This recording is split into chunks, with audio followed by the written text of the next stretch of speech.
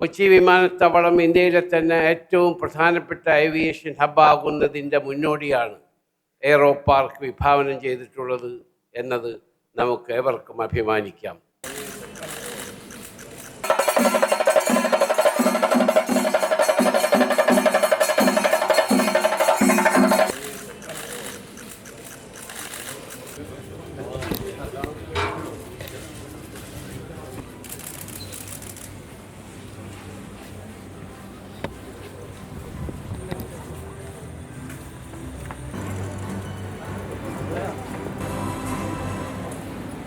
സിയാലിനെ സമ്പൂർണ്ണ ഏവിയേഷൻ എക്കോസിസ്റ്റമാക്കി മാറ്റുമെന്ന് മുഖ്യമന്ത്രി.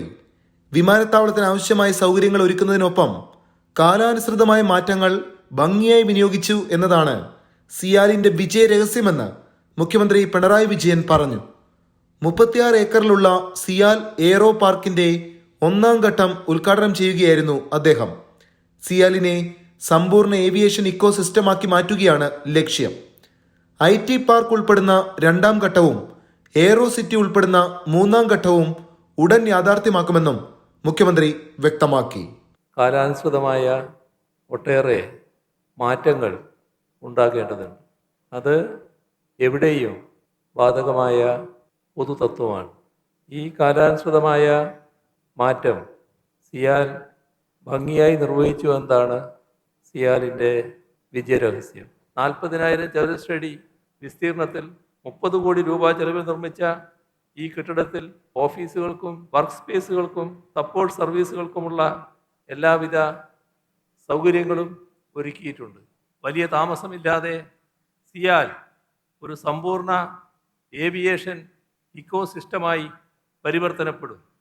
കൊച്ചി വിമാനത്താവളം ഇന്ത്യയിലെ തന്നെ പ്രധാന ഏവിയേഷൻ ഹബ്ബായി മാറുകയാണെന്നും ഏതു പുതിയ പ്രൊജക്ടിനെ കുറിച്ച് സംസാരിച്ചാലും മുഖ്യമന്ത്രി അത് അംഗീകരിക്കാറുണ്ടെന്നും സിയാൽ ഡയറക്ടറും ലുലു ഗ്രൂപ്പ് ചെയർമാനുമായ MA യൂസഫ് അലി പ്രതികരിച്ചു.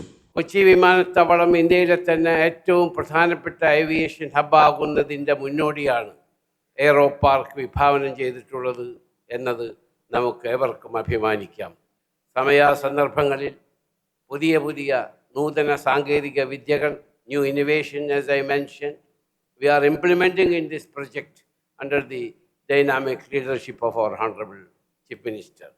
ഞങ്ങൾ ഏത് പുതിയ പ്രൊജക്റ്റിനെ പറ്റി ഞങ്ങൾ സംസാരം വന്നാലും ബഹുമാനപ്പെട്ട മുഖ്യമന്ത്രി ഉടൻ തന്നെ അത് അപ്രൂവ് ചെയ്ത് ലേറ്റസ്റ്റ് ടെക്നോളജി ഉപയോഗിച്ചുകൊണ്ട് മുന്നോട്ട് കൊണ്ടുപോകണം എന്നാണ്. ഒരുപാട് എയർലൈൻസ് ഇനിയും കൊച്ചിയിലേക്ക് വരാൻ വേണ്ടി ആഗ്രഹം പ്രകടിപ്പിക്കുകയാണ്.